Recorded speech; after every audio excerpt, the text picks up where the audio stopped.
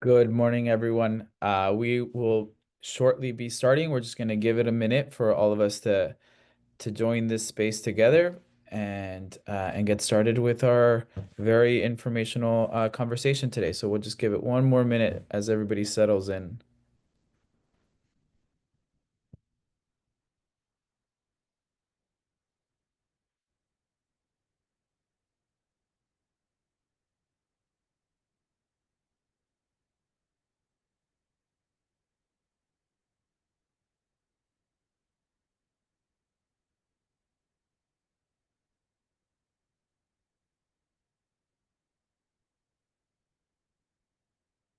All right. Well, I want to welcome everybody for being here. My name is Dr. Marco Silva, and I'm thrilled to kick off this conversation, innovating the STEM pipeline, aligning our education, our industry, and our workforce needs summit. For those of you who may not be familiar with Children at Risk, it is a nonpartisan nonprofit based in Texas that focuses on research and advocacy to address the root causes of child poverty and inequalities. The mission is to drive change that improves the lives of children with strategic research, public policy analysis, education, collaboration, and advocacy. Um, Today's event is brought to you by a collaboration between the Texas Family Leadership Council, a network of family serving organizations here in Texas. And so, as we get started, you can find today's agenda on the link on our chat, and you can also use the Q&A feature to ask any questions from our panelists and our expert speakers. As I say that, I would also like to mention that your feedback is really important. Um, to us. And we have a quick survey that we would love for you guys to fill out. And you can find the QR code for the survey throughout the slides. And your input is really important, and it allows us to continue to work with sponsors to continue to offer these summits for free. So please take a moment to share your thoughts with us. Once we wrap up today's event, all registered attendees will receive the slides of the presentation. In addition, they will get resources that were shared throughout the sessions and a link of the recording. I want to say special thank you to our sponsors, Shell and Boardwalk Pipelines, for your support. It's been instrumental in making today's event possible. I'd also like to thank our partners, Girl Start, Tech Frontier, Texas STEM Coalition, Black Girls Do Engineering, Cara Branch, United Way in Tarrant County, Tomball ISD, IDRA, Alamo College District, and Texas Girls Collaborative Project. To kick off today's summit, I'm excited to introduce to you Diana Del Pilar. She's a Chief of School Performance for Texas A Plus Challenge, an initiative by Children at Risk. She'll be giving us a quick but super impactful overview of key data and viewing it through an equity lens. And so we'll be moving through the presentations quite quickly. So please just know that we will be sending out the recording of this with details and information. So you do not have to take any notes. We will provide those to you. So Diana, if you would please join me on camera.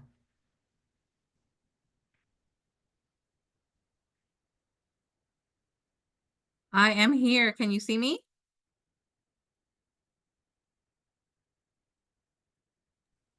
Yes, we can hear you. Camera's definitely turned on, so we can move forward as is. It looks like I may be having a little bit of a technical issue, but my camera is definitely on.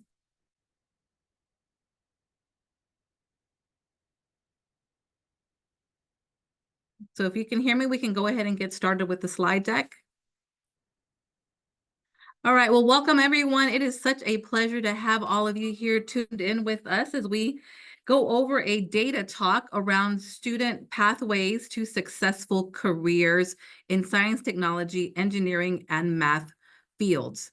One of the things we want to start with is the projected growth by 2032. You know, Texas has a thriving economy, and our education system is really working on providing students with pathways for projected career paths From the deck, we can see that Texas offers an expansive landscape of opportunity for those pursuing STEM careers for anyone that is regardless of their education level.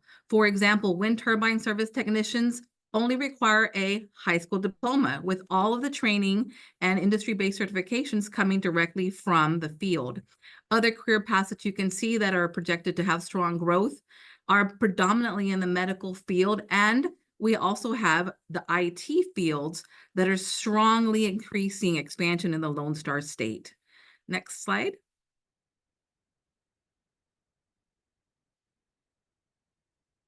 We can see from this slide that within our growth between 2020 and 2030, we have a strong growth in employment opportunities with an expected growth of about 1.5 million opportunities over the next 10 years. Our education pathways from K-12 through four-year universities are the responsible pathways that will equip our students to be the future leaders in these STEM careers. Next slide.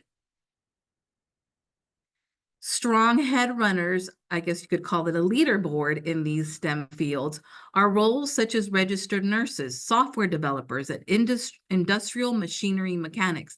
And again, you can see that 36% of these STEM fields are coming from these careers, of which some can be achieved through industry-based certification and associate's degrees, while others require undergraduate or graduate degrees. Next slide. If we look at the 6 median wages in STEM careers, STEM fields far outpace the average Texas annual wage, with some fields, such as physicians, exceeding $200,000 to $250,000 a year. Other career paths, such as computer information systems managers, go beyond the technical career path into management, also earning well over $150,000. Again, those that have careers in STEM earn about 56% more than the annual state average wage. Next slide. Now let's look at the pathway. We all know that the key to success in STEM careers is a strong foundation in math and science fields. When we look at 7th and 8th grade Algebra 1 enrollment in the state of Texas, when we look at our data in 2021 to 2022, the reality is that there was a significant decrease or reduction in enrollment in Algebra 1 courses within 7th and 8th grade classrooms. In fact, the only place where we saw growth was in El Paso, and kudos to El Paso, who had a growth of 9%, from 31% to 40% of student enrolled. So many of you know we now have legislation that is strong. It requires school districts in Texas to create advanced mathematics pathways for students who have strong performance on the mathematics STAR test, requiring an accelerated or advanced pathway in maths in middle school so that students are placed in 8th grade Algebra 1. So really excited about what this data will look like next year and the year after, as we have school districts come on board and provide advanced mathematics courses to more and more students, because our future economy depends on math and science preparation in earlier grades for success in these STEM fields. Next slide. Now let's move our attention to that high school readiness for advanced math and science courses that earn college credit. Many more people are providing opportunities for students to take AP courses. However, only about 12% are really being enrolled in these courses, these AP courses. And the number of students actually earning the college credit of those participating in college courses through the AP pathway is less than 50%. As you can see, 40% is the most that we've achieved in 2020, and it's significantly less than that across the board. So less than 12% enrollment, and less than 50% of those enrolled are actually earning those college credits. Next slide. Statewide enrollment in AP IB Math by race. Please notice that the percentage of students that are brown and Black is 5% or less, and it is not growing. So we have a great opportunity here to improve enrollment practices in our public high school, in all high schools. Next slide. Same thing, similar pattern, a little bit more enrollment, but as you can see, enrollment in AP, IB science classes by race and ethnicity has significant lower enrollment of African American and Hispanic students. Lots of opportunity for growth here as well. Next slide. And for those that when we break it down by gender, as you can see, there is a significantly fewer enrollment of female students and fewer female students passing science, as well as fewer female students passing mathematics. Male students continue to have the lead there, so we need to look at our practices in this area so that we can have equity across gender and equity across racial access and achievement. Next slide. Data highlights from TEA identified college and career model schools. We have, based on legislation, gone away from T-STEM model schools and increased access to the implementation of P-TECH schools. So there's a strong growth in pathways to technology early college high schools and a little bit of a flat line in our expansion of early college high schools. So we look forward to the continued growth in these opportunities for students to earn college credits and become career and college ready while in high school without tuition. Next slide. One of the key factors is building strategic partnerships. And so we're going to turn it back over to our facilitator to lead us into our next panel. Diana, thank you for that information. Yeah, we're jumping into our next panel, and I think your data was one impressive in showing some of the areas that we need to grow, and also, you know, like you mentioned, P-TECH designations and how that has risen in the last couple of years. And so we're going to talk a little bit about that as we move over through the day. But thank you for that. Thank you for that information. Yeah, so we're going to jump over to an exciting panel, building strategic partnerships for a strong STEM pipeline from cradle to college and career. And the session is going to highlight critical roles that parents, students, educators, and industry partners all play in nurturing a passion for STEM across every state of education. And so moderating this panel is Amy Draper, who is the Deputy Director of Programs at Educate Texas, who will be introducing her panelists. And so I want to invite her to come on screen and please help me give her a warm welcome as we move on over to this panel. Good morning, everyone. We are so excited to be here, and I'm excited to introduce our panelists. So we have Dr. Z, who is a superintendent from Tomball Independent School District. We also have Carla Sandoval, who is the Tomball ISD Director of the CTE Tomball HCA. And then we also have Bob Thompson, who is the ISD Dean of Student Advancement for Tomball. We also have Susan Harris, who is the Tomball Director for Medical and Surgery Clinical Decision Unit. And then lastly, we have Katrina Wingfield. She is the Dean for Academic Affairs at Lone Star College, Tomball. And welcome, everybody. We're going to start with our first question. And this first question will be for everyone. So we'll start, though. I will make sure you know who goes next. But we're going to start with Dr. Z. And Dr. Z, your question is, in your opinion, what are the most significant challenges and opportunities in creating a strong STEM pipeline that engages students from early education through post-secondary and into the workforce? Well, first of all, Amy, thank you so much for Children at Risk for putting on this summit and for asking us to be a part of it. In Tomball ISD, we are always happy to tell the story. In this case, a very important story that needs to be told again and again and again as we think about that pipeline and the importance of STEM and the appropriateness of partnerships and being true partnerships.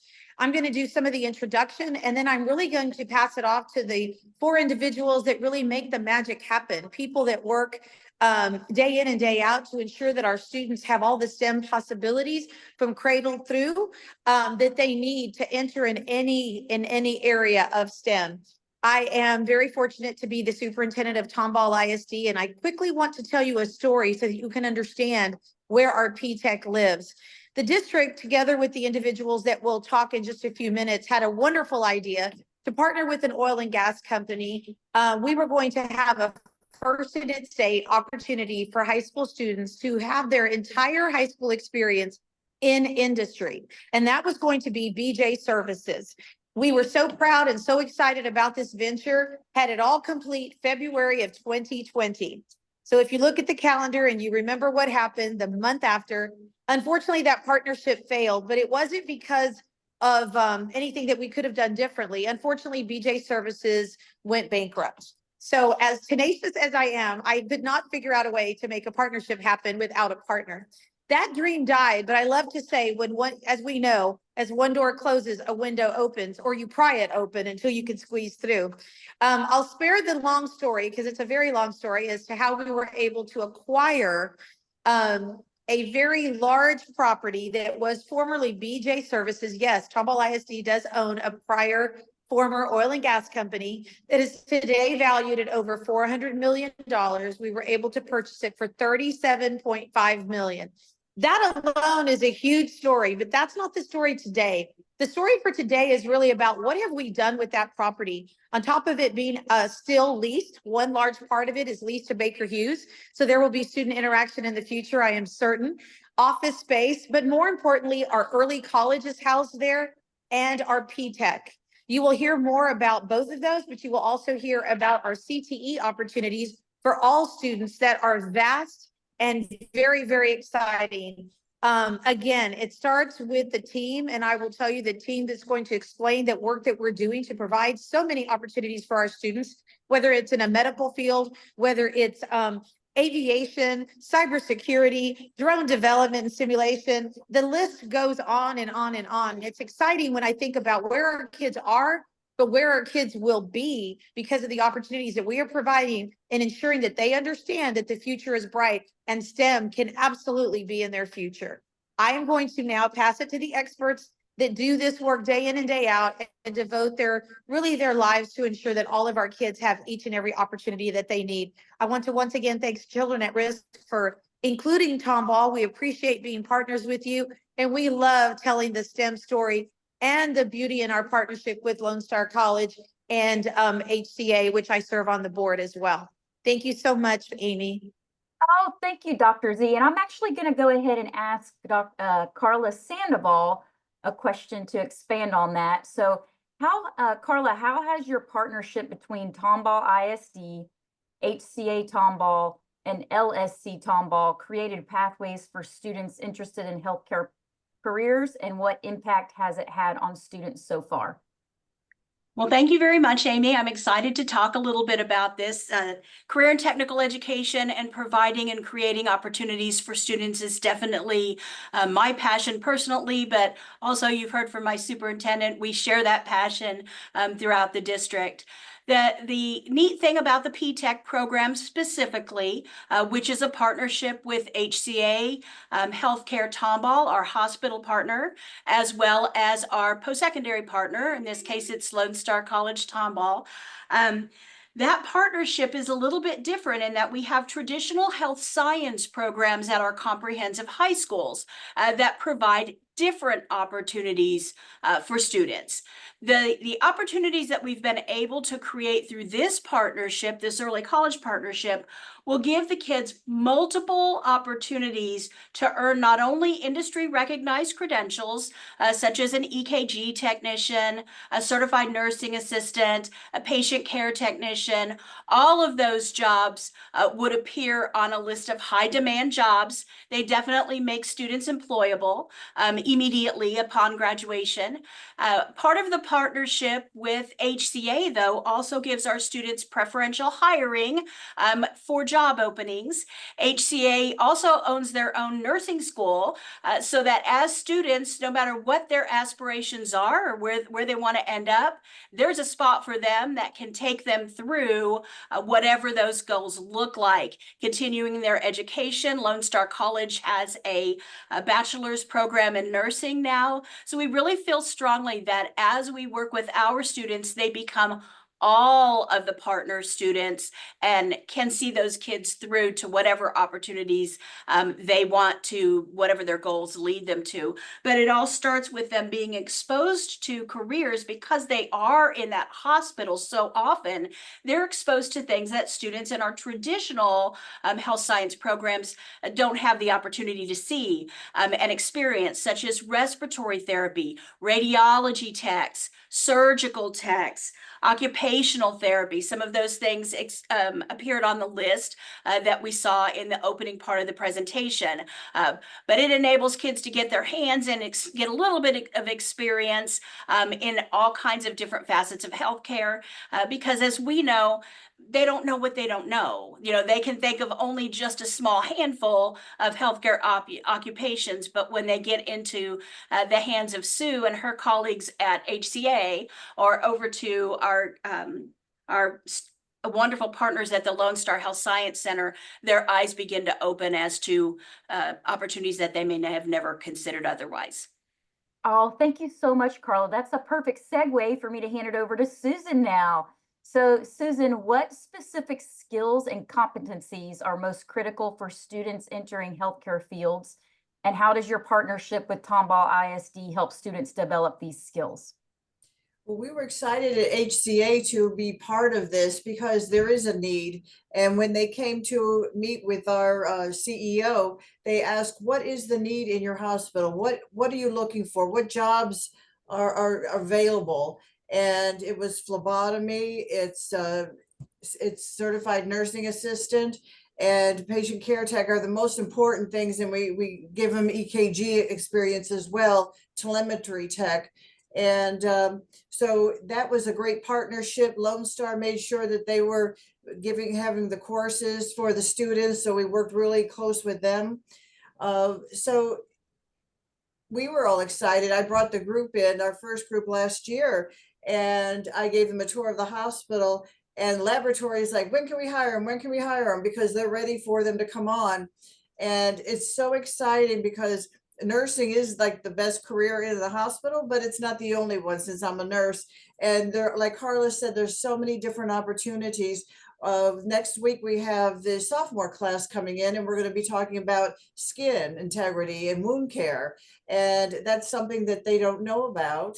Last year we had Lifelight come in and we did a mock trauma so they could see that in the ER. So we want them to open their eyes to, you know, IT is very important in the hospital. You could be a nurse and still work in IT. You can, quality is very important as well. So we are so excited to bring these students in, to love them, to nurture them throughout their years of high school. And when they graduate, like Carla said, they will have the first opportunity to apply here. And because we've seen them all 4 years, they're part of our family. So it just is a natural progression to come on here. And we have tuition reimbursement. We have our own nursing school. So HCA can offer so much for these students. And we're as excited to have them as I think they are to be here. And it is an honor to be able to work with Tomball ISD and Lone Star. They are fantastic partners, and it's all about the students. It's not about us, it's about the students, and it's about helping those that might be the first time generation of college students. So that's very important as well. And I think that's why we have this P-TECH program, but we are just honored to have them. And like I said, we're ready to hire them right away because there is such a need. And this is why, you know, HCA this is a community hospital. We're helping the community. Thank you. Oh, thank you, Susan. And speaking of students, let's now hand it over to Katrina. So Katrina, how has the integration of dual credit and other academic programs at Lone Star College Tomball helped students transition smoothly into post-secondary education? And what are the specific benefits for those pursuing STEM careers? Okay. Well, thank you, Amy. And I have to echo that I'm really excited to have this conversation. I think you can see kind of this is the passion work of my fellow panelists and partners. And so we're very excited to talk about this experience. I will say with the integration of dual credit and other advanced programs, such as your high STEM quality or high quality STEM programs, students are able to engage at an earlier age. And so that early exposure as it relates to kind of engaging with the college, it really helps students to build their confidence as to what they can achieve, what they can acquire when they travel down their educational journey. And so I think we, in addition to helping them to build that confidence, they're really gaining the skills that they're going to need in order to be successful when they do transition to full traditional students. And so traditional students already have so many things that they are battling when they're starting their education. So because we're able to work with those students at such an early age, we can help them to develop skills that are not necessarily tied to STEM, but are equally important. So things like self-advocacy, communication, time management, they learn those things a lot earlier. And then when you push that to the idea of students in STEM, fostering that early interest in students kind of taps into that confidence as well, so that when they do transition to those programs as traditional students, they know what they're capable of. They're not seeing things for the first time. And so it's a seamless transition from one part of their educational journey to the other. And so I think the fact that we can really play a part in the development of their education and their academic opportunities early helps to get them to their goal faster. And so connecting them to the college, we connect them to the workforce industry sooner. And I think students can really see that they can be successful when they're choosing these pathways. And so as a community, we talk about the hospital being a community hospital. Our ISD is our school of the community, and the community college has a responsibility in the community as well. So those students who may not have seen themselves in those particular fields, community colleges offer the opportunity for students to gain the access that they may not have normally had. And so it's always exciting to be able to provide opportunities. We work very well together. I don't think there's been a problem yet that we haven't put our heads together to solve. Of course, things like this bring challenges, but I think because we are all so passionate about ensuring that students have an opportunity to be successful in these high STEM fields, we really, really work to create more opportunities for these students to continue to journey through their education. Oh, thank you so much. So I appreciate that you talk about connecting the students to industry and the community. So now we're going to hand it over to Bob Thompson. And Bob, your question is, from an academic standpoint, how do you ensure that STEM programming is aligned with state and national standards while still being innovative and responsive to industry needs? Good morning. Hello again, Amy. Huh.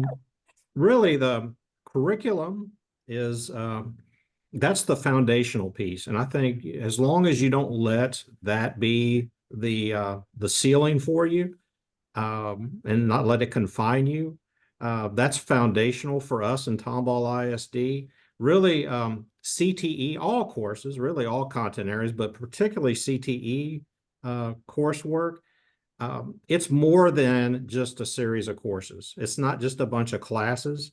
That's the two-dimensional part. We have several IBCs that the state approves, that aligns, that gives you the assessment quality that's aligned to standards.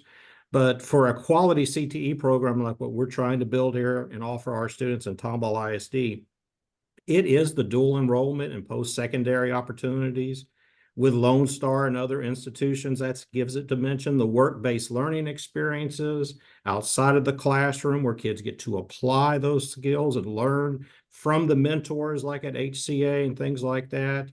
Opportunities to earn credentials, the network building and social capital that they learn out there in the fields. Those are all of the things that make CTE so much more than classwork and just the standards in the curriculum. I love that. Thank you so much, Bob. Now, Dr. Z, would you be willing to tell us what advice you would give to the other superintendents looking to build similar partnerships in their own districts?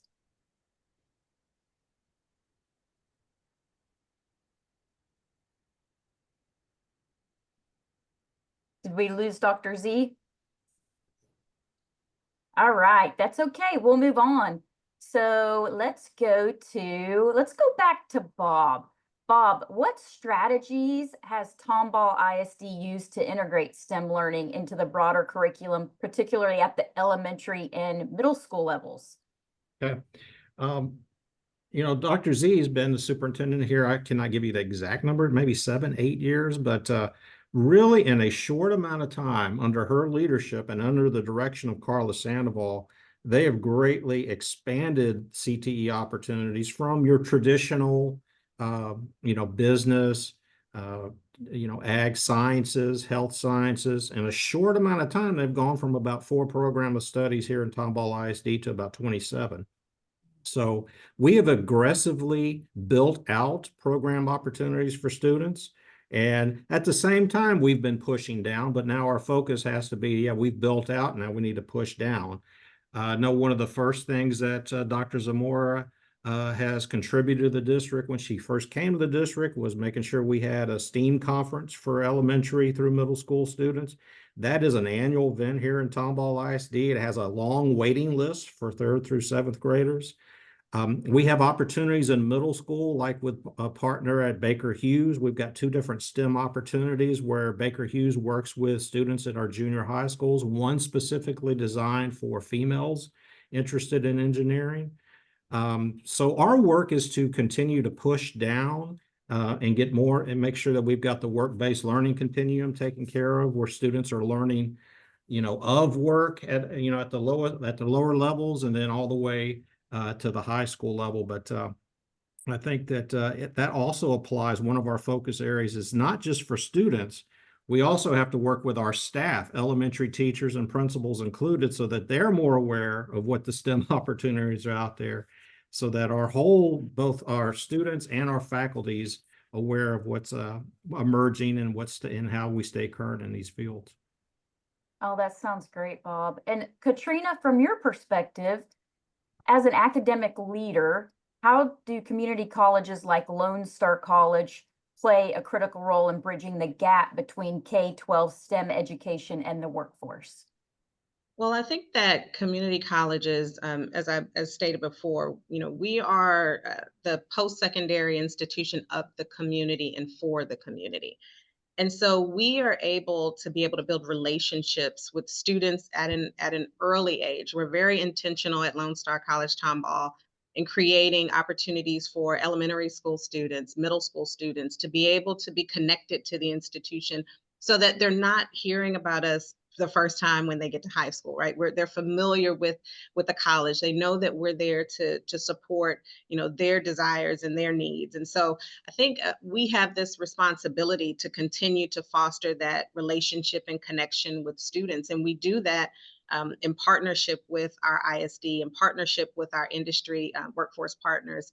I also think that we have the responsibility to kind of be the conduit where students are connected to the coursework that they're learning in a classroom, but also to the workforce. And so how do we create opportunities for students to be able to engage in a way that they make real world connections, right? They learn the concepts in the classroom, but what are we doing intentionally to ensure that we're connecting those classroom experiences with real world experiences to get them to their career goals sooner? And so I think community colleges are very instrumental in creating and fostering that relationship, that connection, and the flexibility. We have the agility to be able to kind of pivot when we need to pivot. In probably perfect example with our partnership, developing a healthcare program for high school students was not an easy task.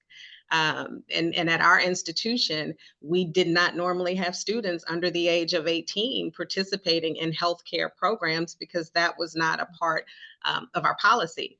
And we went to work and developed a certificate that put students in a position where they could really experience the healthcare industry in a more hands-on way, as opposed to just observational and simulated.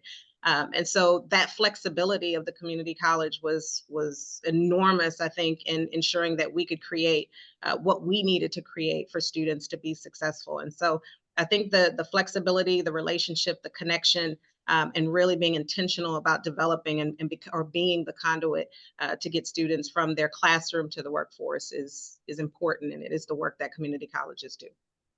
Oh, thank you, Katrina. And now we have about 5 minutes, so we're going to go to Carla and then we'll finish with Susan.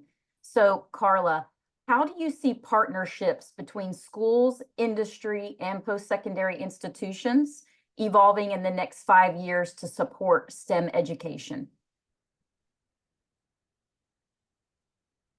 You know, I think that is just so important. And Bob alluded to that a little bit in what he talked about when we really talk about a work-based learning continuum here in Tomball, where at the younger grade levels, they are starting to learn about work in general.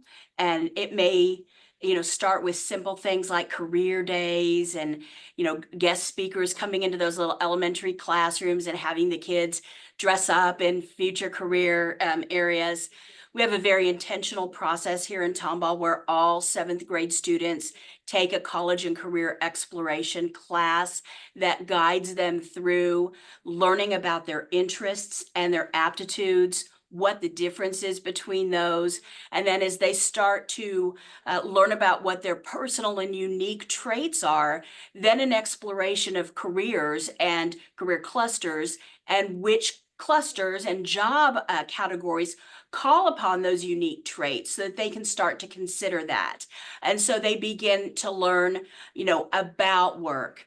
And then when they get into those upper level classes, get into a true program of study at the high school level, they begin learning the skills that are needed for that work. That consists of the industry-based certifications that are of real world value. They are not governed by school districts. And so they are really meeting those real world protocols just like adults are. And then finally, it culminates in learning through work, getting them out there into the industry side by side with those professionals and benefiting from that mentorship. And, as Katrina talked about the obstacles with healthcare specifically, it made me kind of chuckle because we've come a long way with not having the kids be allowed to put their hand on a patient until they were 18. So how could we specifically design our program so that we could allow for that? And Sue, who is just as a textbook picture of an ideal partner, folks, that's what you want in HCA, and specifically Sue, who has been our person that we've worked with, quickly said, Carla, we're going to find that line and we're going to dangle our foot right over the line as to what that looks like. And so it's always been about just the passion of all of these institutions coming together and working together to try to provide students with the type of experiences that really allow them to know how to find that pivot, that best spot between what they're interested in and what their natural aptitudes are, because that's where happiness and career satisfaction lies. And that's what we're really dedicated to trying to do across all industries. But really with this partnership has been a beautiful thing as it comes together for our students. I love that. Now, Sue, we're going to let you wrap us up. We have about 2 minutes. Okay. So can you just quickly give us, just tell us about what are like the latest skills and knowledge that the students need to kind of, meet the demands of a constantly changing healthcare landscape? Thank you. So, I wanted to tell you that this is such a great team to work with, but while I am bringing the students in, I have other directors. We have HR director that wants to be part of this, and we're going to teach the kids how to interview, how to dress for an interview, the empathy with taking care of patients and the respect you have to give the patient. So there's a lot of, learning about life when you start getting these skills. We have a neurologist that saw the students at the hospital, and he's like, what's going on? What's going on? I want to be part of it. So he wants to speak to our students as well. So everybody is very excited to have the students in here and help them grow the skills that they need. It's not just, yes, the technical part is important, but it is those other skills, those life skills and the interaction with patients. We had to talk about HIPAA and how, if you see somebody in there, we can't talk about them, you can't tell anybody. So you have to respect patients as well. And it's mostly the life skills I hope that they learn while they're here at the hospital, because we can teach, and that's what they're doing with Lone Star working in the simulation labs. And we can teach the technical part, but it's the human part, the soft skills that we really want to work on before the kids come out, but definitely on how to dress for interview, because we see adults come in here that, oh my goodness, it's scary, and they're not professional. And we want to grow these kids, you know, like we think that they're all our own kids. So we want to grow them professionally so that when they do come out, they can go anywhere to apply for a job. We want them to come to us, but that they can go anywhere and apply for a job and look professional and grow that way. But we have a lot of skills that we want to work with them. Every department is excited to have them here, and we all want them to grow and become whatever they want to be. We're not going to squish any dreams, and maybe we're going to give them other dreams that they never even thought of, other departments to work in. But we want them to stay as excited about healthcare as they are right now. Thank you. I just want to say thank you to each of you. You're a great example of how we should be working together with industry, higher ed, K through 12. And I am now going to hand it back over to Dr. Silva. That was a great conversation. I think there were several points that I thought were fascinating. Carla, you spoke a little bit about the system and how it's created to allow young people to explore their interests. And it's a system that is created intentionally. Bob, you spoke about, within this system, really having quality educators who are aware of what's needed. And I mean, just to finish it off, Sue, really, like it's about the academics, but also that those soft skill developments that are very much needed in our workforce. So great conversation, great points. And so, thank you for sharing all that conversation with us. We're gonna move over to our next session, building momentum to STEM careers. This panel will explore how our programs with dual credit, career and technical education, PTEC, and early STEM education in elementary and middle school are opening doors for our students in Texas. To guide us through the conversation, I have the pleasure of introducing the moderator, Dr. Stephanie Garcia, Education Associate at IDRA. Dr. Garcia will introduce the panelists, and so I'm gonna, take it over to her and have this conversation roll out. Buenos dias, I'm Dr. Stephanie Garcia, an Education Associate, yes, here at IDRA. I'm so happy to join my esteemed panelists that you see here, some phenomenal women, and to hear about how they are building momentum for STEM careers. As Diana Del Pilar mentioned in the beginning of this, this topic demands all of our attention as we seek to ignite the future of STEM and prepare our future workforce. I'm so excited to introduce to you today Kenya Wilson, Director of College and Career Readiness Programs at Educate Texas. She provides technical assistance to designated early college high schools and PTECs. She also leads the Educate Texas district-wide STEM initiative, preparing and connecting Southern Dallas County schools and students to college and career opportunities in STEM-related sectors. We also have Sarah Mann, Chief High School Programs Officer for Alamo Colleges here in my shared backyard of San Antonio. She oversees the enrollment of more than 16,500 students in dual credit, 46 early college high school and PTEC campuses, and the Alamo Academies.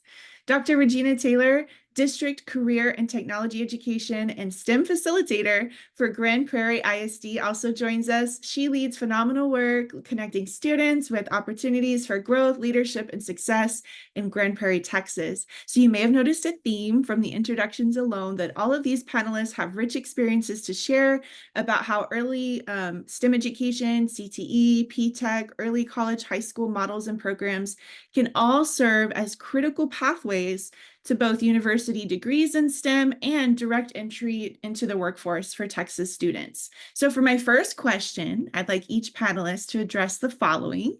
How can collaboration between high schools, community colleges, and industry partners be strengthened to ensure students are equipped with the skills, credentials necessary to meet the demands of high-growth STEM fields, while also addressing the challenges like access and equity? Who'd like to start us off? I can jump in, Dr. Garcia. So one of the things that I'd like to always acknowledge is as I work and speak with folks nationally, Texas is really leading the way in developing a tri-agency board. So at the state level, we have our K-12 systems and our higher ed and our workforce commission all working together to identify kind of what are those through lines for a student's experience. And so our work really centers at Educate Texas, our work centers around making sure that those same groups meet at local levels, right? And regional levels. And are we developing backbones and systems for this work to happen? I think the key for thinking through how we all collaborate in the space for student success and preparing students for STEM careers is making sure that we are industry informed. So we, for years, traditionally in education, talk about student-centered education. It is student-centered and industry-informed work has to be right there at the base of our work. And traditionally in education for, 100 years, we've considered the workforce piece at the end because we're thinking chronologically, right? Student starts in K-12, they work to workforce. But we've got to kind of backwards map what our workforce systems need so that students are equipped for those jobs and those roles.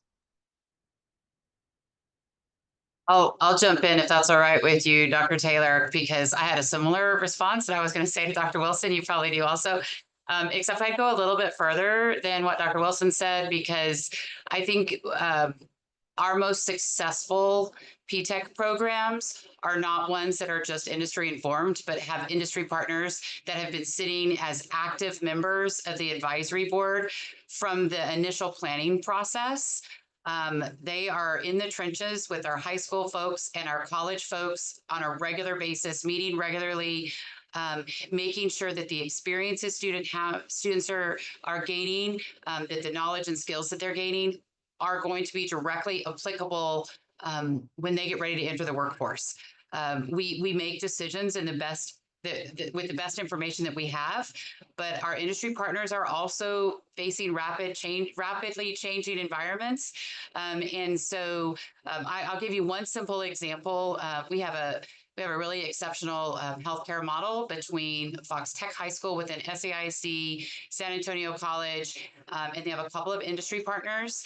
But one of those that really drives that is Metropolitan Methodist as part of our Methodist healthcare system. And our Methodist team members they went on site visits when they were in the planning year with the high school and college team. They have been the driving force behind that.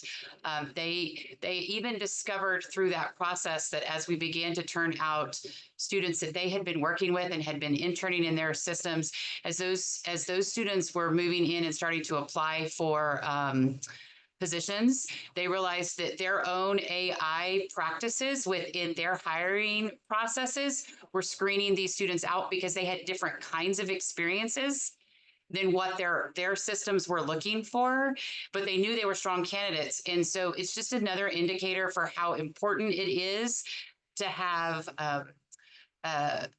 we talk about the tri-agency work, but we need a replication of that tri-agency work on every one of our panels that are working with P-TECHs. We need high school, college, and industry partners sitting at the table, making the day-to-day decisions that impact students.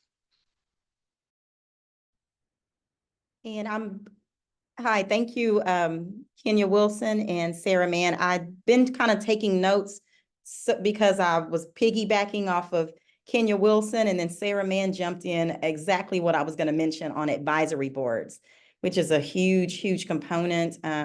With my experience with them, you just have to keep on at it. Sometimes we have members that are not able to make it every time, but the more that you have advisory boards catered to your pathways that you're trying to grow, it will serve greatly in growing the program and getting feedback. And to add to that, as a district CTE and STEM administrator, I meet directly with our partners whether that's internships or whether that's our colleges that we're partnering with, and even the infrastructure of the school itself.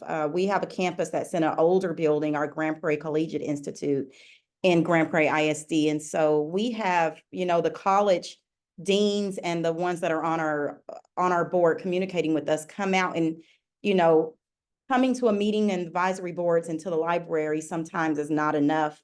You have to get out and walk into the classrooms and walk and look at the structure of the school, because we found that there were some campuses that didn't need any changes, and there were campuses that really, to do justice in serving our students with our computer science and engineering programs, we really needed the classroom models physically themselves to be set up a little bit differently to serve all of the students.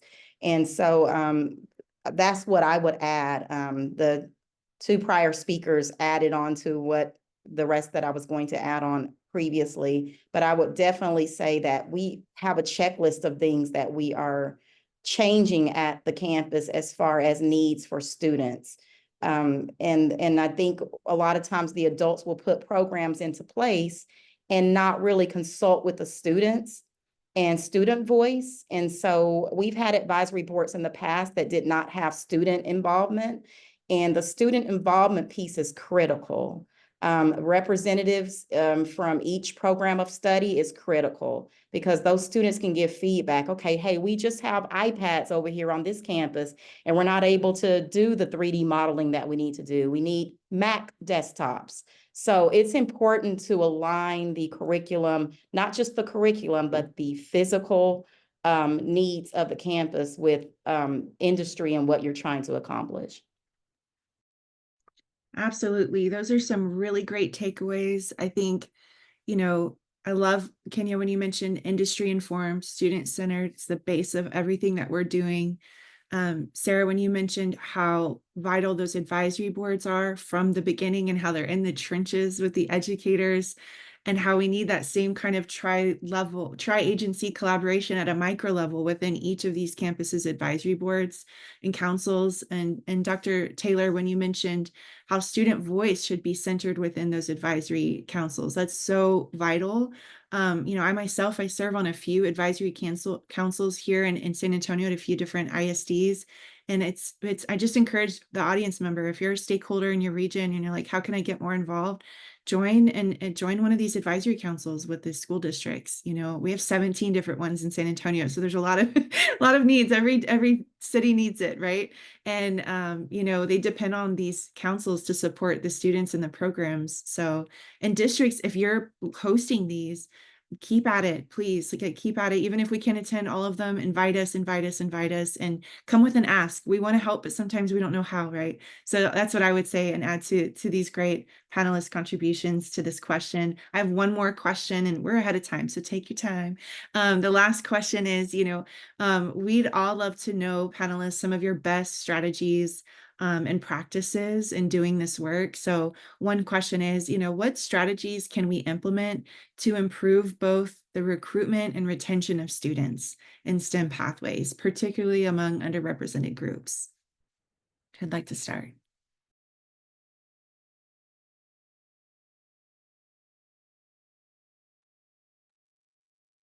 I was going to start, but I think I see Kenya Wilson's mouth. Okay, let me mute. Thank you. I think, let's see, let me ground myself. The muting threw me off.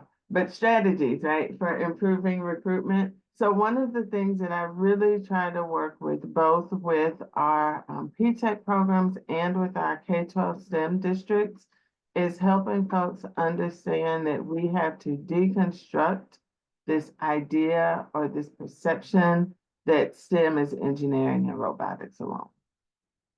Because we are doing a disservice to students and families. And so one of the things we talk about in recruiting students and helping people see where they fit in this whole STEM puzzle is helping them understand that STEM exists all the places students want to exist most. And we're in Texas. Texans love football. And so I frequently will start with, hey, are you interested in STEM? And they're like, I don't know. And so then we help people understand that in professional athletics, there's STEM in stadium design, there's STEM in helmet and equipment safety, there's STEM in stats and performance monitoring. When you start with what people love as part of their culture and help them identify STEM there, that piques their interests. And then what we see happening over and over again is a student that starts at that point will then expand their STEM thinking, and they may choose engineering and robotics later, but we have to start with what folks are familiar with. And so just really helping folks socialize STEM differently is, I think, the biggest step we can take in recruiting students.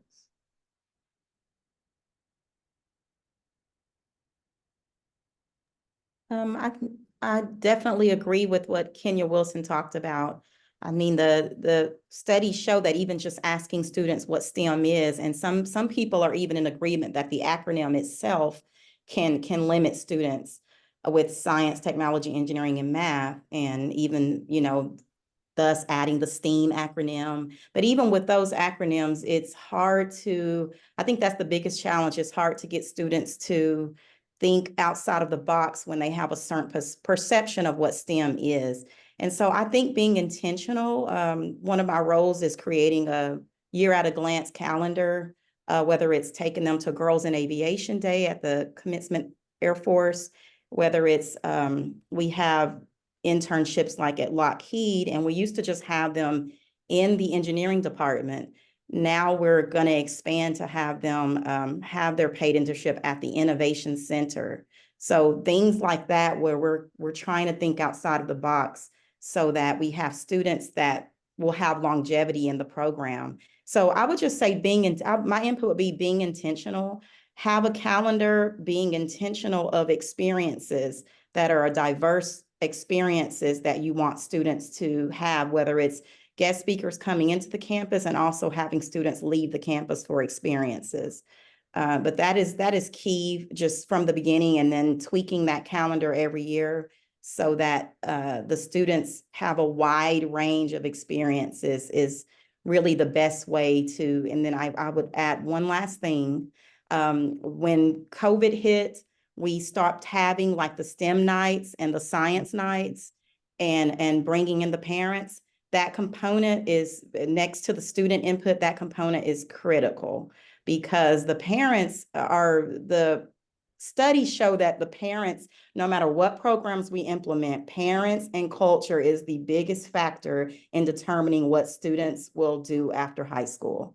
And so we can help cultivate that and change minds and mindsets. But if we're still doing programs and things where parents are not invited out, they're not doing little challenges with the students, and we're not talking to them, they themselves, think as well that this is what STEM is in this little box.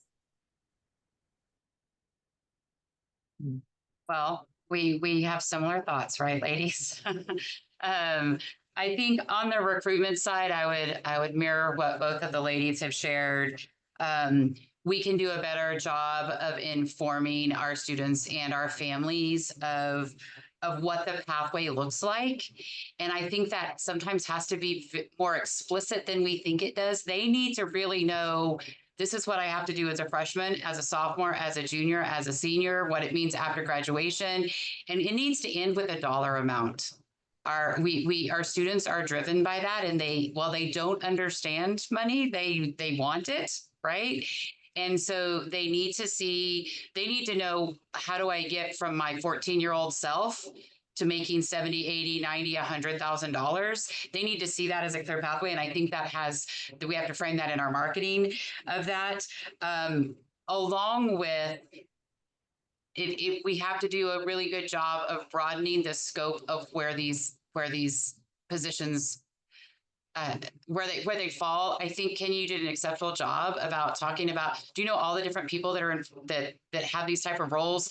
that just run a professional sports stadium, right? Like they don't know that. I think so. I think that's a perfect example when you think of that, that do this for musicians. I can't even imagine how many people are on Taylor Swift's team, right? That talk about all of the mechanics of their stage mechanics and their lighting shows, right? Like those are all heavy STEM related careers that we aren't having those conversations with students about. And so I think we have to start with that interest and let it take them where it leads them on the recruitment side. On the retention side, I think we can do a better job of being intentional of our efforts. Our kids today, they are so much better than we were. Well, maybe I shouldn't say we. They are doing so much more than me and my friends were doing at 16 and 17.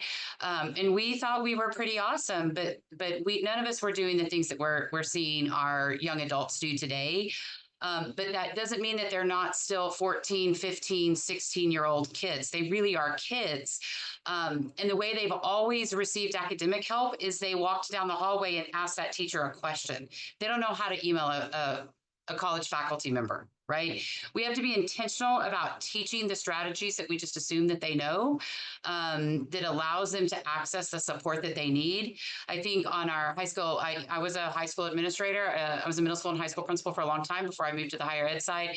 And so I think we also need to do a better job of recognizing the academic rigor that these programs involve, and especially in our ECHS and PTech programs that we're asking kids to do the exact same thing their peers are doing and earn their 26 high school graduation credits, and at the same time earn 60 hours of college credit. And in many situations, we see it a lot here in our San Antonio area. Those kids are also working after school jobs. They're trying to support their families, or they're responsible for younger siblings when they get home. And so I think on the K-12 side, we have to be very intentional about building in academic supports for them within the day, and recognizing that they need an academic support period in their master's as part of their master's schedule planning, to provide both academic support, skill development support, and time management, because they're doing really big things. And so I think that where we see really strong programs that support that, is where we see some of our highest success rates in our early college, high schools, and PTechs for completion. It also, I have a new member of my team that actually came from a four-year university. And he speaks frequently about the academic burnout that they're seeing, because we've pushed our high school students to the brink, trying to expose them to this, which is important, and we need to do that. But if we aren't careful in the way that we do that, oftentimes they're leaving us and going to the four-year university to complete a remaining 2 years, but they're already feeling some academic burnout and challenges with that. And so I just think we have to be intentional in our efforts about the support systems we build around them. Love it. Snaps for everything said in this question. I love it. Kenya, when you said STEM exists where students want it the most, I couldn't agree more. We need to definitely support our students who want to start new programs, right? Like when they're part of those advisory councils, when they're leading clubs and efforts, like definitely have student voice at the center of the table when you're having these conversations. I personally know of a student who was so excited about drones, but all his peers were excited about soccer. So they started a drone soccer league at their school. And so students can do the most if we just give them some room. Dr. Taylor, when you said be intentional with planning diverse experiences, I love that. Diverse experiences, because STEM careers, that's so diverse. It's such a loaded word. It's easy to say, but it could look so differently across the fields. And to involve parents, when you talked about having parents at the center of these family nights, because they are a big determining factor of where students go after high school. And Sarah, thank you for reminding us to explicitly teach our students, right, and inform our families on what these pathways look like, and to really teach them explicitly teach the strategies to persist and to lead with care, because we are asking a lot, right, of our students, especially in these rigorous pathways. So thank you, panelists. I know we're at time. Thank you for sharing your wealth of knowledge with us. And audience, I encourage you to connect with all of today's panelists who are leading STEM efforts in your region of Texas. Work alongside them for sure. Thank you. Thank you, Dr. Garcia, and thank you, panelists, for that great conversation. I want to encourage everybody to please, again, give us your feedback through the surveys, and make sure that you are letting us know what you think. I think there was, like Dr. Garcia said, there was a lot of great points in that panel, particularly about truly understanding our young people and making connections as we present new avenues of workforce and information. And so that was really, really good points to touch on. I am actually super excited to move on to the next section of this program, because I have the pleasure, honor to introduce one of my greatest friends, an individual I've learned so much from, Dalinda Gonzalez Alcantar. She is the CEO of the Boys and Girls Club in McAllen, and I've been blessed to work with her for the past 14 years, from creating coding initiatives around the Rio Grande Valley to creating, ACT camps to help students bring in scholarships from low income communities, and now working together to really understand the workforce gaps in our region and create programming that fills those. And so I have learned so much from Dalinda that I'm so excited that she will be sharing some words with us, with this group, so that we can all really, equip ourselves as we look at these topics. Dalinda is a dynamic leader. She's a social entrepreneur. She's dedicated to just developing young people around her. And she also serves as the South Texas College Board of Trustees, and helping create opportunities for over 30,000 students. Today, Dalinda is going to be talking to us about building STEM talent for the future, continuing education, and lifelong learners. So please help me welcome Dalinda Gonzalez Alcantar to the screen.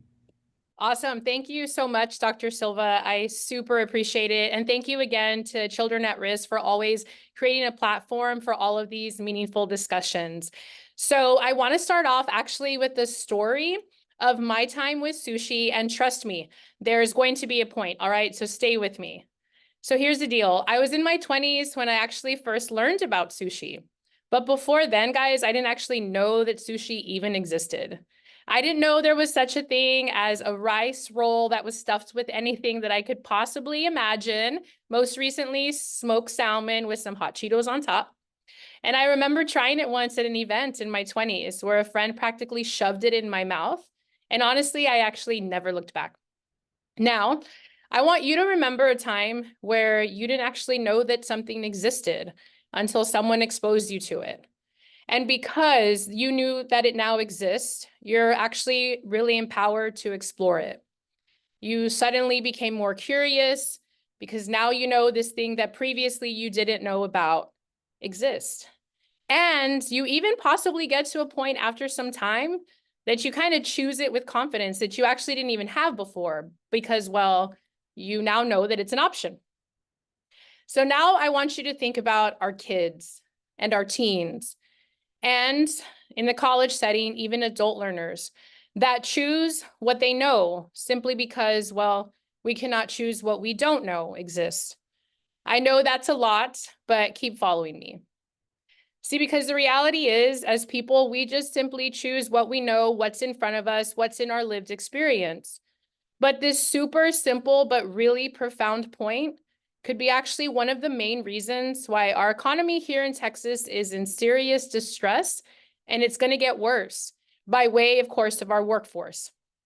Because according to the 2020 census, about 30%, I think, of adults ages like 25 or older in Texas actually have a high school diploma or less. You guys, 30%. So now I want you to think about that original thought. We choose what we know.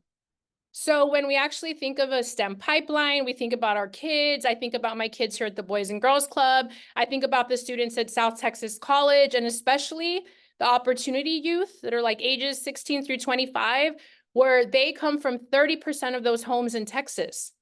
And they're set to choose what they know, which is a high school diploma or less. Certainly not in the STEM field. Except if you're here today, we all can do our part. And this is where I'm going to give you an example of a really great innovative approach at creating, filling, and of course, we're going to continue to refill that STEM pipeline. You see, here at our Boys and Girls Club of McAllen, we serve thousands of kids and teens, and all of their parents want what's best for their kids, right? You guys do too. We want what's best for our kids, our grandkids. And I want to kind of remind everyone that it actually doesn't even matter how much money we make or if we have a post-secondary degree or not. It's really kind of universal, right? Parents want the best for their kids. But the only difference is that many just don't actually know exactly what that looks like. They may not know what questions they need to ask and what professions are out there and how to help their kids out of poverty into prosperity, especially professions in the STEM field. Because remember, I didn't choose sushi until I knew that it existed. That's the same for so many of our families here in Texas. So that's why here at our Boys and Girls Club, we stepped up. And actually, Boys and Girls Clubs across Texas are actually answering the call to reimagine what our teen workforce development could actually look like in our clubhouses, including last summer, or actually just a few months ago that just passed. We actually partnered with school districts here, so McAllen ISD as well as IDEA. And thank you, Dr. Silva, for making that connection.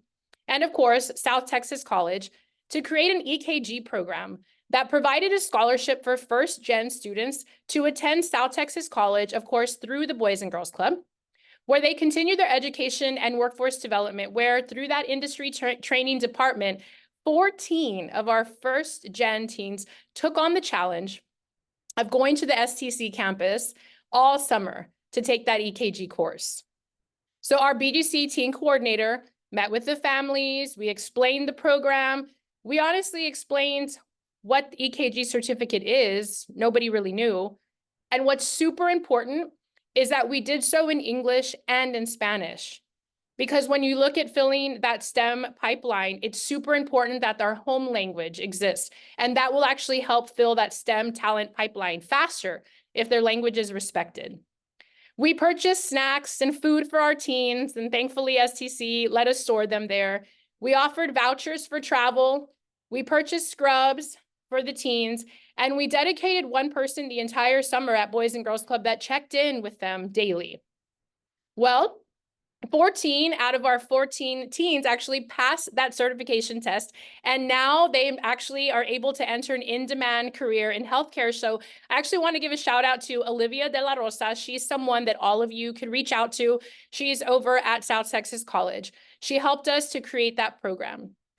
But it's important to see and say this, that the holistic approach was actually more successful than we imagined. And we gave our teens an opportunity to graduate high school with a certificate in healthcare that actually allows them to enter the workforce into a higher hourly wage than if this opportunity had not been provided. In getting to know communities like mine here that live in poverty, it's super important to remember that many teens, they want to go to college. Our teens here at the Boys and Girls Club and teens everywhere, they want to do well in life. But oftentimes when they graduate, their household financial situation demands that they get a full-time job right after high school to help their families to simply survive. But this opportunity of reimagining what an NGO can do allows them to continue at college or in college while bringing in more hourly wages to their home than if they had not, right? And as I like to tell people, this is something that we have to remember, especially if we're in decision-making roles. Planning for the future is an amenity when some people are just simply trying to keep the electricity on today. So you see in areas like Hidalgo County, where I live, here in the Rio Grande Valley, the 30% that we actually spoke about earlier when it comes to high school diplomas here in the state of Texas is even more substantial, because there's actually 30% of adults 25 years and older in our region that actually have no degree at all. So I want you to just sit with that for a second. Here in South Texas, 30% of adults have no degree. That's actually double the amount that's the average in the state of Texas, which is like 14%. And on top of that, an additional 25% of residents in our region have attained simply a high school diploma. So of course, right, that data has serious implications in our region and across the state. We actually have one of the highest rates of poverty, of course, in our country, which gives way to negative outcomes that affect, of course, the health and well-being of our kids and our teens. And with the theme of today, of course, it compromises the STEM and talent pipeline. But now, as the saying goes, insanity is doing the same thing over and over again and expecting a different result. But we're not crazy over here. You're not crazy over there. All the panelists and moderators today with all of their great ideas that are working. We don't want our state to go into economic downturn. None of us want that, right? So we have to continue to do something different. So at Boys and Girls Club, we've taken this call to action super seriously. With our successful EKG program, colleges and industry partners here have actually taken note. They know that we serve a very, very unique population that traditional school settings may not really be able to successfully reach. Most of our families fall below the poverty line here at Boys and Girls Club, and most of our kids and teens will be their first gen to graduate college, and we really believe that. Their families trust us, and our relationships with them are super sacred, so we don't want to squander that. We can reach them in ways, let's keep it real, that government institutions and school districts just cannot. This is what is going to create a STEM talent for the future. We've all got to do something different, all of us. So what's next for us here at the Boys and Girls Club? Well, we're anxiously awaiting a response back from Texas Workforce to see if we snagged one of their innovative grants so that this summer we can continue with helping 21st gens receive their CNA certification in partnership with South Texas College. So I would be remiss to say that if anyone's on the Texas Workforce Commission, please choose us. And speaking of South Texas College, I'm actually super honored to have been elected by my community to serve as a trustee, where I have the unique privilege of supporting all the incredibly innovative approaches to filling and then, of course, refilling that STEM pipeline. One such approach was recently celebrated, as we were the first college in the entire country that offers paid apprenticeships for nursing students. Let that sit with you. Yes, we pay our nursing students pursuing their RN degree through the apprenticeship program. This opportunity, again, is the only one across the country, and it's supported by the Department of Labor that worked with Dean Valerio and championed by our president, Dr. Ricardo Solis, to ensure that our talented, our super capable, and hardworking nursing students could afford to complete their degree. Yep, you heard that right. And this is also really important when we talk about the STEM pipeline here in the state of Texas. Remember that I told you that our region suffers from severe poverty? Well, many of our nursing students actually can't afford to not work. So paying them for their apprenticeships actually solves two problems. And many of you out there in the state of Texas have those same problems. It alleviates the severe nursing shortage.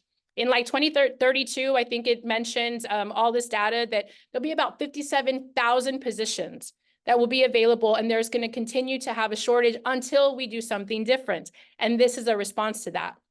And most importantly for me, the human people part, it supports our students, that it actually helps to contribute to their household income while completing their degree.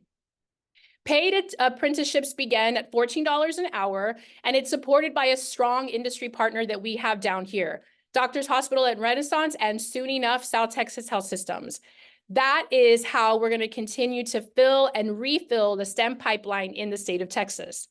So I'll say this, I would really encourage you to look up that innovative approach. You can kind of just Google South Texas College, Department of Labor, paid apprenticeships, and it'll give you all of that information. But there's other paid apprenticeships that we offer here at the college because we know that there's a willingness for so many of our people to come out of poverty and into prosperity, getting many teen and adult learners through the STEM pipeline.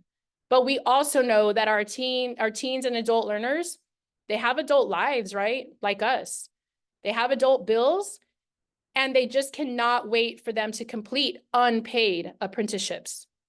So another example of that is actually our information technology paid apprenticeship program in partnership again with DHR. Speaking of STEM, it's a certification program under the direction of Dean Carlos Margo, and he oversees the Center of Advanced Training and Apprenticeship. So you can also check him out and be sure to reach out to Dean Carlos Margo for more information about these paid apprenticeships. This information tech certificate program actually paves the way for students to enter an in-demand STEM career while again getting paid. So everybody wins. Oh, and this year I'm super excited to actually tell you guys that we took things a step further at South Texas College when it comes to apprenticeships. And we're really excited because, again, under Dr. Margo's direction, we're offering a veterinarian technician program in partnership with PSJ ISD, where youth, as in high school apprenticeships, are paving the way for a super growing demand of vet techs in Texas. You got to get them when they're in high school in the system, and that's what's happening. We're the only colleges providing this type of apprenticeship program for youth that, again, is a true pipeline to STEM talent. Here's the thing. Nobody can do it alone. All of the panelists have talked about that. To create a STEM pipeline, the key word is partnerships. Partnerships with things like nonprofits, like the Boys and Girls Club, with colleges and universities, and with industry professionals. And these need to actually start super early, guys, as in middle school. Here at South Texas College, we have about 11,500 high school students that are enrolled in dual enrollment. And for over 20 years, we've saved our regional families over $425 million in college savings. Most of our dual enrollment and academies are STEM focused, providing students early access to certificates and associate's degree. And the secret to students choosing our STEM focused opportunities, it goes back to sushi, because we have strong partnerships with local school districts that, under the direction of Dr. Rebecca De Leon, she's our Associate Vice President of Dual Enrollment and School Partnerships, her team begins very early on at the middle school level to present to parents and students, to begin the pipeline, to continue having those conversations, courting them, and letting them know all that we have to offer in the STEM fields so that they're equipped to make a decision by the time they hit high school. It's no longer just at a high school level. We have to be able to provide those STEM pipeline opportunities early on. You know, honestly, I can actually be here all day with stories of our students that have entered the STEM pipeline, either through Boys and Girls Clubs, through their school districts, districts like y'all's, industry partners like you guys, and of course, South Texas College. In fact, I would actually encourage you to check out all of our social media pages and our websites if you want to learn more. Or of course, you can just simply Google us, right? But I want to leave you actually with the call to action for all of the kids and our teens and adult learners that we have the privilege, the honor of serving every day. They need us, you guys. They need us to reimagine what it could be for them, for us, for our systems. They need us to think outside of the traditional norms of the systems that have allowed 30% of adults to fall through into poverty. Our teens and our adult learners need us to be innovative. So here's a few things that you can do, all right? So gather a think tank. So in my case, whenever there's a problem here in our community, I always reach out to Dr. Marco Silva. Gather everyone that you know, including, don't forget now to begin to take to the table Boys and Girls Clubs or other NGOs in your community that serve a population that is underrepresented in the STEM field. And start to take deliberate steps to connect so that you can establish that STEM pipeline. And of course, connect with your community college. This is actually super key, guys, because the state of Texas has flushed colleges with money to respond to the growing workforce needs. And there's an opportunity for everyone to partner with their college. And remember, invite your industry partners and parents and teens and adult learners to the table. Do not forget about the value of youth voice and the value of parents, because they need a workforce. And our communities need us to do better. We all have to step up and reimagine what it could be. I do want to thank you so much for your time. And I think, and Dr. Silva, you can cut me off if not, that we have a few moments for questions. I'm also going to say that we can continue the conversation on LinkedIn. And of course, you can follow me on Instagram. It's soy, S-O-Y, _Dalinda at DALINDA. Thank you so much for letting me hang out with you today. Dalinda, I'm always inspired And you know that. So thank you for that conversation. If anybody has any questions, please use the feature on the Q&A, or our chat, and our information is available. But we're gonna have to shift over to the next section of the panel. But thank you so much for your passion, for the information you shared, and for really just changing the lives of a lot of students here in South Texas, both in high school and in college. And so thank you so much for the work that you're doing, and for always including me and allowing me to join you on this ride. Up next, we have two sessions coming up. And the first one, we're going to hear from Alexandra Whittington, a leading futurist who will share her insight on the trends shaping the future of STEM and how we can prepare for what's ahead. Her brief and powerful address is titled Building Today with the Future of STEM in Mind. And we will it will lay the groundwork for our next discussion, because following that, we'll move into session 5, which is Building the Future of STEM Careers.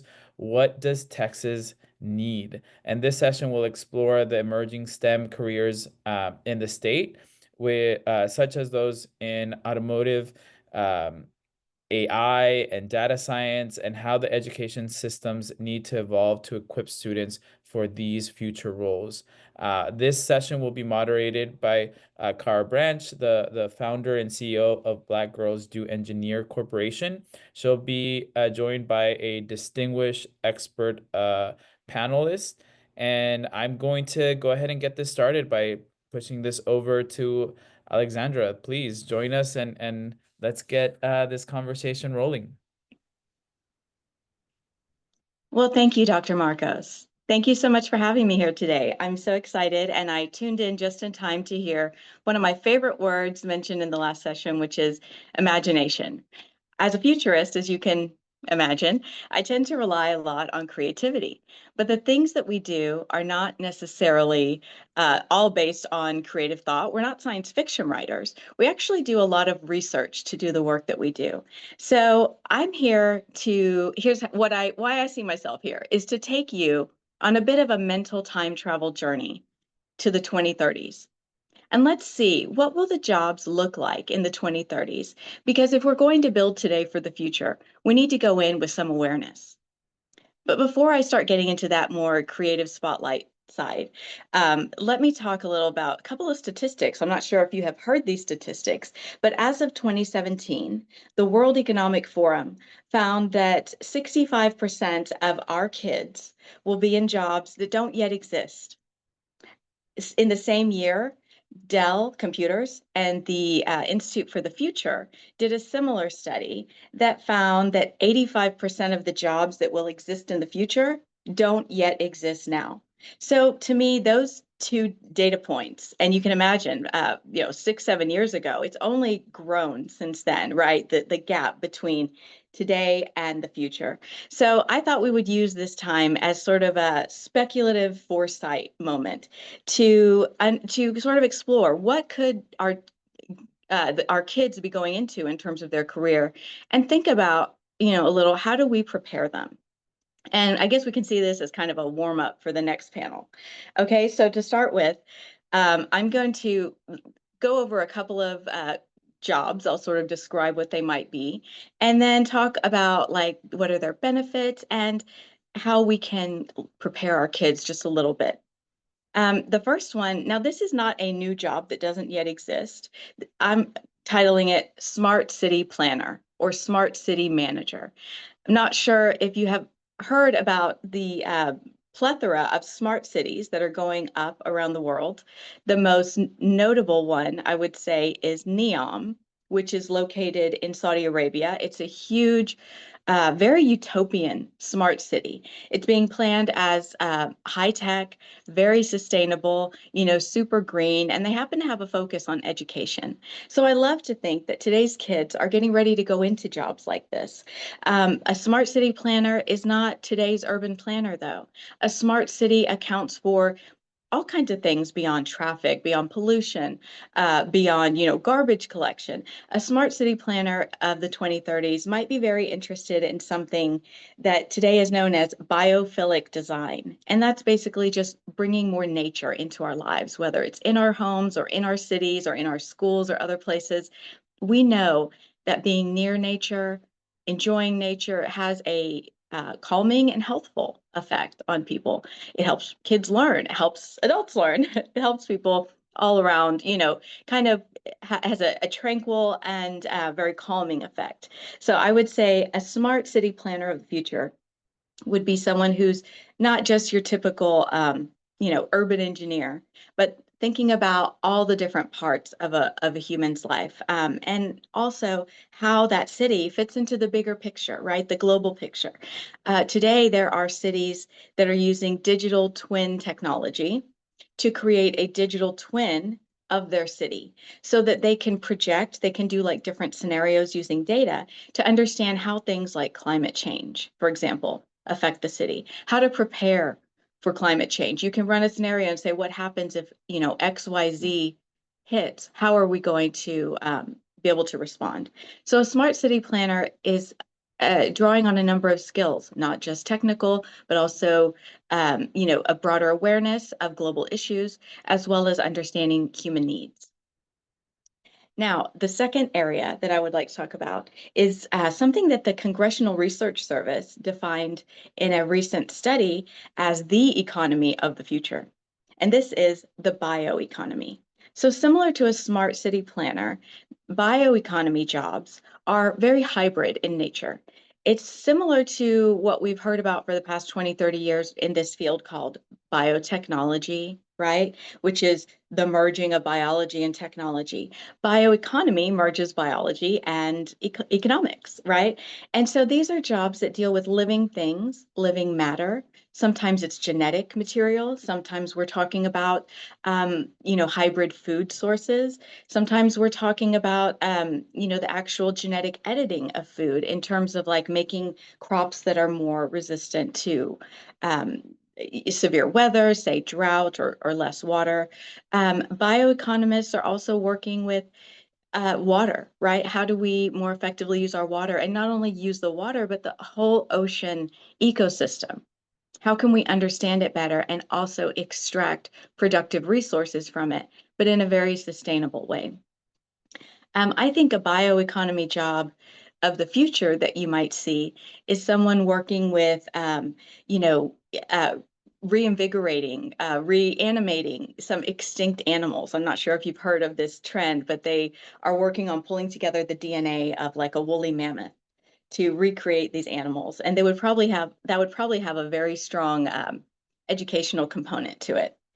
Now, the third one is called a clean energy researcher. Now, that's not a new job. Clean energy is something that's been around for quite a long time. And as someone from Houston, I'm personally very invested in the idea that Houston can be the clean energy capital of the world, basically. And recently, I don't know if you have seen the Kinder study, very well-known, longstanding research report that surveys Houston residents. And in recent times, the most recent version, I should say, I think it was 87% of the surveyed participants said that they would support the idea of Houston becoming the clean energy capital of the world. So I think that's very hopeful, just in a local sense. But furthermore, clean energy involves coming up with, renewable, sustainable, green sources of energy. But what we need to understand is that these high-tech job fields that we're seeing, things like artificial intelligence that are taking off, AI in particular, is extremely energy intensive. So if we're interested in advancing EVs, right, AI, all these wonderful acronyms, we need to have the energy to power them. And something that's coming up as quite an obstacle for the AI movement is the fact that it is so energy intensive, and we need to figure out how to power it well. So I'm going to go back to EVs. One of the things that I'm keeping an eye on these days as a futurist is these alternative battery chemistries. It's not just EVs that use batteries, of course. It's our computers, our devices, our phones. These wonderful, Zoom meetings would not be happening without the batteries that run all of our devices. So scientists are now looking at what they call alternative chemistries. And that's basically just, another way of getting a battery to give you juice.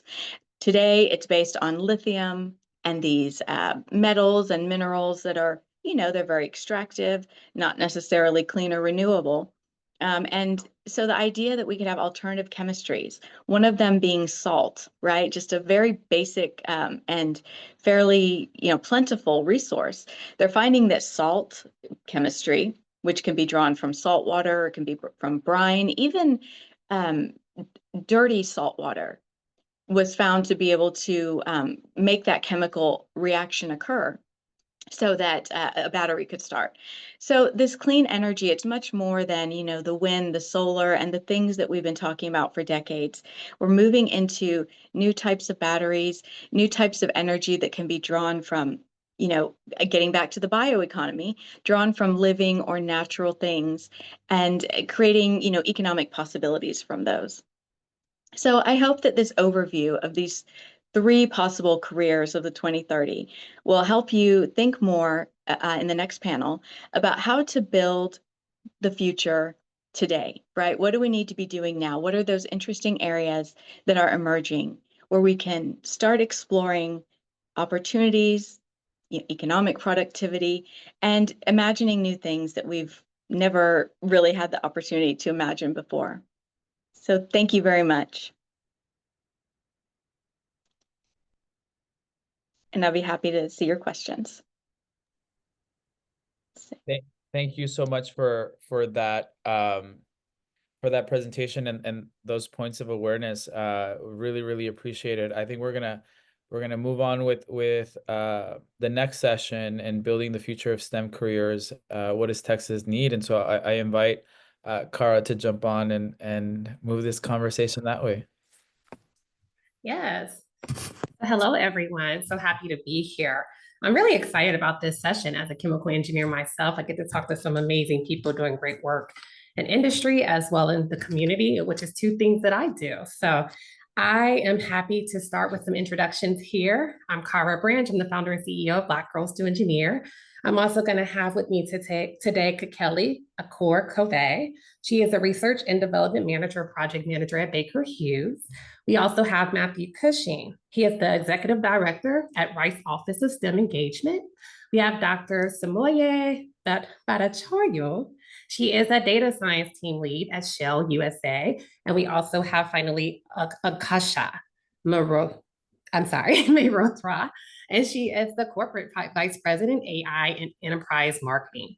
So welcome to all of my wonderful panelists. I'm also going to give a little bit more overview of who they are, what we're going to be discussing here today, and we're going to start with some questions. So Matthew, he holds a bachelor's degree from the University of Houston, and he also holds a master's degree in instructional technology with a focus on human resource management from University of Houston Clear Lake. He has over 28 years in education. He has held his roles, similar roles such as teachers, district specialists, and consultants since joining Rice University Office of STEM Engagement in 2012.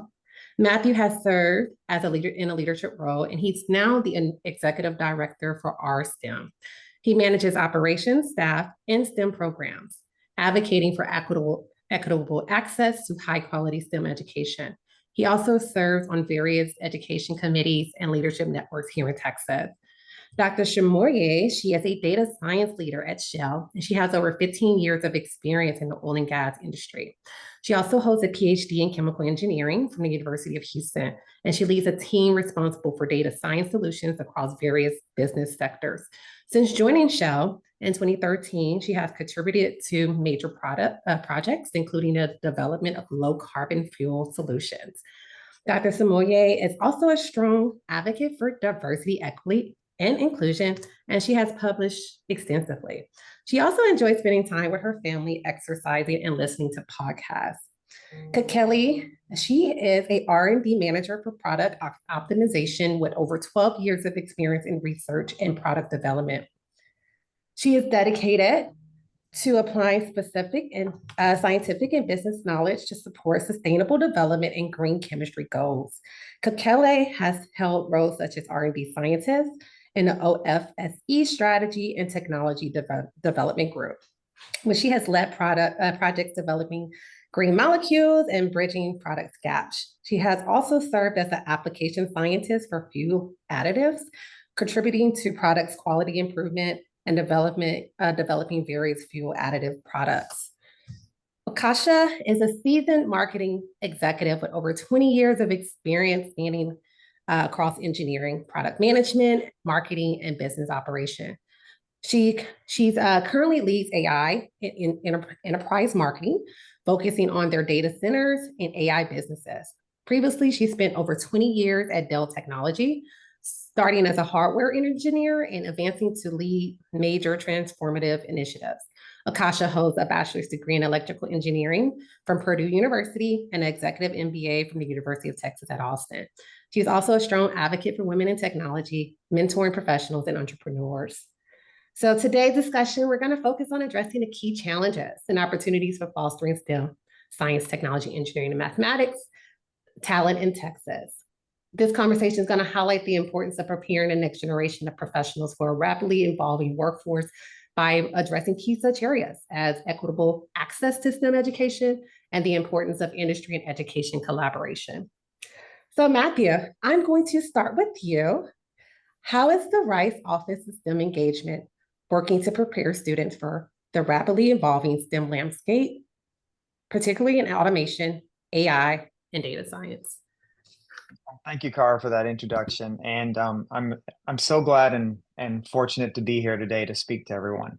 So when I think about this question, I kind of summarize it into 4 key areas. So our office at Rice University essentially works with K-14. We are the outreach entity for the university, so we focus a lot of our programming and a lot of what we do centered around developing that workforce from the young generation up. And I mentioned K-14 because we work with community college students and helping them gain valuable research experiences and opportunities to interact with a 4-year institution and also with industry. So the 4 things that we really do is we look at developing future-ready skills. So we work on developing critical thinking, emphasizing technical knowledge, computational thinking, problem solving with students throughout their academic career. We do this through hands-on inquiry-based learning. So all of our programs focus around getting students into real-world inquiry-based experiences and giving them those opportunities to foster a deeper understanding of the world around them, the technologies they're experiencing, and encouraging innovation. We also lead professional development for educators. So educators ranging from kindergarten teachers all the way up through high school teachers, because we recognize the critical role that these educators play in the lives of their students and the impact that they can have on them. So we want to make sure that we're giving them concepts and a deeper content knowledge in order to ensure that their students are introduced to STEM subject areas as early as possible. And we want to ensure that all of this is done with equity and access. And so everything that we do centers around making sure that there are opportunities to historically marginalized communities through all of our programming that we run out of the university. So thank you, Matthew. I love that you shared that you started as young as kinder. A lot of times, and myself from an organization, I completely understand a lot of times, I love to tell people that because it's okay to start that young because they're most definitely ready for that. And most definitely, that's the best way I know for sure, and you can relate to Matthew, to build the future pipeline of STEM, is to get them started as young as possible. So I love to see that you're doing that. And I'm going to go to Dr. Shimoye. Along those same lines, I'm going to ask you, how can schools and education programs ensure that diversity and equity remain central as students prepare for careers in data science, AI, and other STEM fields? Yeah, thank you so much. And it's a wonderful opportunity to be here today in the conference. I've learned so much for so many passionate speakers. So on topic of to ensure that D&I remains central as students prepare for career in data science, AI, and STEM field, it's important that we focus on three things. First is the early exposure and access. Schools need to introduce data science and AI concepts early, ensuring that students from all backgrounds, particularly those from underrepresented communities, have access to resources, mentorship, and opportunities. These can help in demystifying these fields and making them more accessible and attractive to wider range of students, which is one of the challenge that I've heard about in this call. Second is mentorship and role model. So schools should partner with organization professionals who champion D&I in STEM. These mentorship programs can connect students to real life problems where they can some of the topics that we heard about, sustainability and the upcoming new technologies that we need to be aware of. They can be contributing to those in the form of their mentorship opportunities. And then third would be the inclusive hiring practices for internship and fellowship. So education programs can partner with companies, like for example, Baker Hughes that I've heard today about, and offering these internship co-op programs and fellowship that targeted at underrepresented groups can help students gain practical experience, including workspaces. Personally, when I was doing my PhD, I got this opportunity with Halliburton, and that helped me tremendously in getting into the field ahead early on. So by fostering an inclusive environment and ensuring that students are prepared to thrive in this data science and AI world, education institutions can help build a more diverse and equitable culture. Thank you so much for that. I love the two words that you mentioned. Mentorship, most definitely. That is most definitely someone who's going to lead you down the path to STEM and farther beyond in your career as well. But the other word I love that you mentioned is role model. For one thing that I know, you can't be something that you've never seen. So that representation piece typically comes in the form of a role model. So role models are most definitely important, especially when we're talking about working with the youth and underserved communities. They haven't seen these roles in their communities. So having role models and that mentorship is most definitely going to get them there. So thank you for that. And I'm going to transition to Kelly. I have a questions along those same lines for you. How can we ensure that underrepresented groups have access to education and career opportunities in the automation and AI-driven sectors? What roles does Baker Hughes play in fostering diversity within their growing fields? All right, thank you so much for the introduction and also the question. I think Shimoya really led the way to where we are now. So I'll explain it or answer it from our company and our diversity goals. Can everybody hear me? We can. Oh, okay. Sorry, my screen was showing something different. So yeah, so our strategy for diversity really is that we are really a diverse company, one on topmost, and we concentrate on people first before energy forward. This means that in our strategy, we have diverse workforce. So the diverse workforce is how we're able to position and go to underrepresented groups and be able to recruit from there. And alongside with that diversity, we kind of partner with communities. And Baker Hughes currently uses what I call ERGs right now, which is employee resource groups.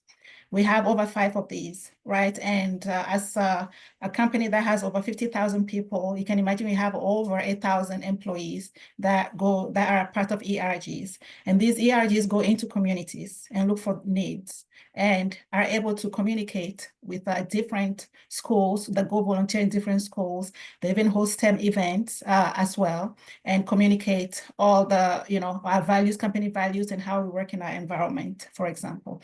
Another thing we do is even just hold STEM events on campus, which is at our site, and we're able to even invite students to come and even tour our facilities so that they can get a feel for what the company is. And so our goal is really to make sure that we are demonstrating to children early on and our communities early on what the STEM education is about, especially when it comes to automation, which is going to drive our future moving forward. Thank you.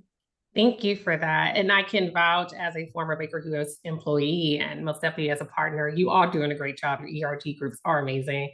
To be such a large company and to be able to have just that structure your ERG groups have to make great impact, I commend you all there. So I do want to go to Akasha. Along those same lines around student interaction, what are the essential skills students must master to stay competitive in the AI-driven workforce? And how can educational institutions integrate these into their curriculums? Hi, thank you, Kara. Thanks for the intro earlier, and certainly an honor to be on the panel with my co-panelists. I'm going to build on what Matthew said earlier. When I think about, you know, since I have spent all of my career in industry, not in education, beyond studying myself, right? So I have a better perspective on how jobs are going to change. And what we look for in employees going forward. I'll defer to my colleagues on here on how the education system needs to change, but I already like what I've heard.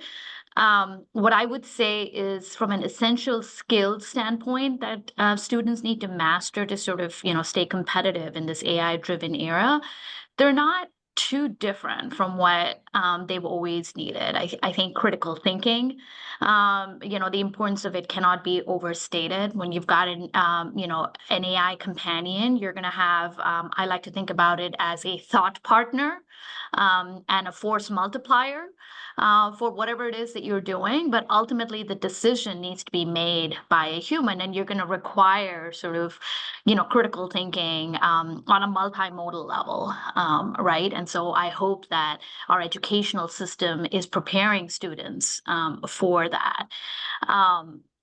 The other one that I would say is this is a STEM conference, and certainly, I'm a STEM major. I grew up as an engineer, and I've kind of worked with technology throughout my career.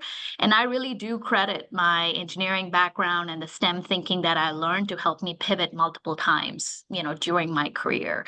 And if I think about, the jobs of today versus the jobs of tomorrow, they're going to be different. All you have to do is look back. Every time we've had a revolutionary technology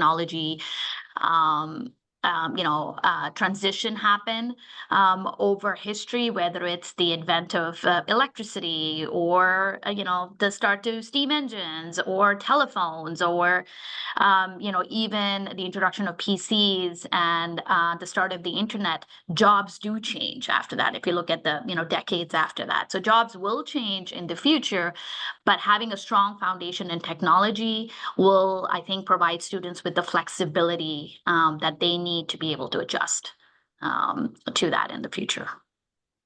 No, I agree with all those wonderful things you said. So for sure, critical thinking, I know as an engineer myself, I'm very grateful for their skills. So I use them not just in industry, but in my everyday life, right? So great skills to have. And the other thing that you really touched on around the engineering design process, I totally agree. Being a chemical engineer, without that process, I would not have been able to move around in different industries.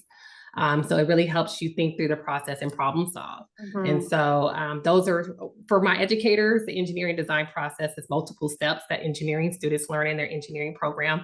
But I highly encourage that you introduce that to your students in your STEM programs at school, because it's going to be very helpful for them when they get to college. So thank you, Akasha, for that.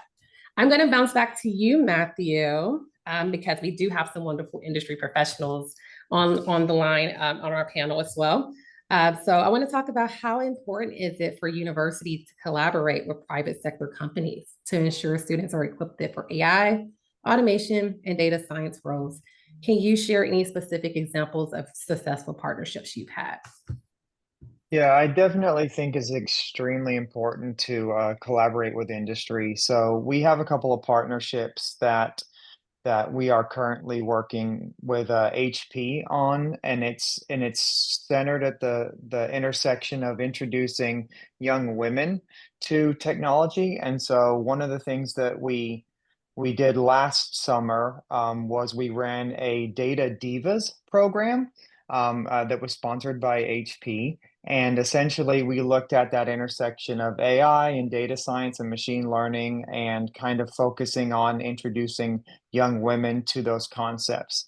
I think that, anytime a university or even a K-12 institution, right, can partner with industry, there's so much benefit there because industry provides that unique perspective of what is currently happening in the workforce and where the workforce is going.